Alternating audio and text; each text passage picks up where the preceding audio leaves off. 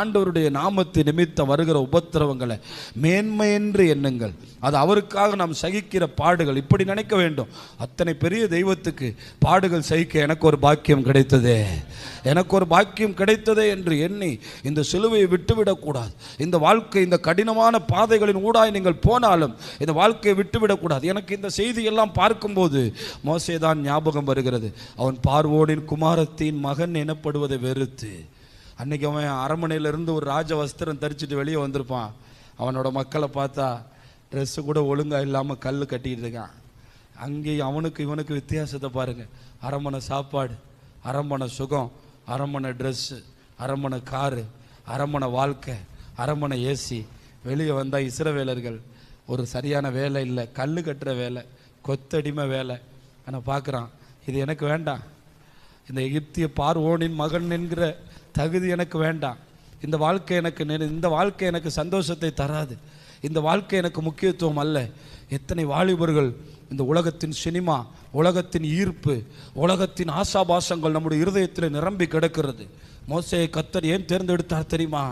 அரண்மனையினுடைய அந்த பெரிய லெகுவான வாழ்க்கை அவனுடைய இருதயத்தில் நிரம்பி கிடக்கவில்லை. அவனுக்குள்ளே சிலுவை சுமக்க வேண்டும் என்கிறது தான் அவனுடைய இருதயத்தை நிரம்பி இருந்தது. வெளியே வந்து பார்க்கிறான், பார்வோனுடைய குமாரத்தின் மகன் எனப்படுவதை வெறுத்து அவன் எகிப்தினுடைய பாவ சந்தோஷங்களை பார்த்தீங்களா? அந்த எகிப்தினுடைய சாப்பாட்டு மேஜை எப்படி இருக்கும், எகிப்தினுடைய ஆடை ஆபரணங்கள் எப்படி இருக்கும், எகிப்தினுடைய ராஜரீக வாழ்க்கை எப்படி இருக்கும், அந்த பாவ சந்தோஷங்களை அனுபவிப்பதை பார்க்க. நிச்சயமா நான் சொல்றேன், ஆண்டவரை விட்டுட்டு வெளியே போனா பாவ சந்தோஷம் இருக்கத்தான் செய்கிறது. பெரிய மகிழ்ச்சியா, அது உலகத்தின் அற்பமான மகிழ்ச்சி இருக்கத்தான் செய்கிறது. ஆனால் அந்த மகிழ்ச்சியும் தேவன் தருகிற மகிழ்ச்சியும் ஒன்றல்ல. அந்த ஜீவனும் தேவன் தரப்போகிற ஜீவனும் ஒன்றல்ல. அதனால்தான் அவன் அதை அனுபவிப்பதை பார்க்கலாம். அவனுடைய பார்வை எங்கு இருந்தது என்றால், இனி வரும் பலன் மேல் நோக்கமாயிருந்து எகிப்தின் நிமித்தம் வரும் சந்தோஷத்தை விட தேவனின் நிமித்தம் வரும் துன்பத்தை அனுபவிப்பதையே அவன் பெரிய பாக்கியமா எண்ணினான். அதில் எபிரேயர் நிருபத்தை ஆக்கியோன்னு சொல்ற, கிறிஸ்துவின் நிமித்தம் வரும் நிந்தையா. மோசே காலத்தில் எங்கேயா கிறிஸ்து இருந்தார்? கிறிஸ்து இருந்தார்.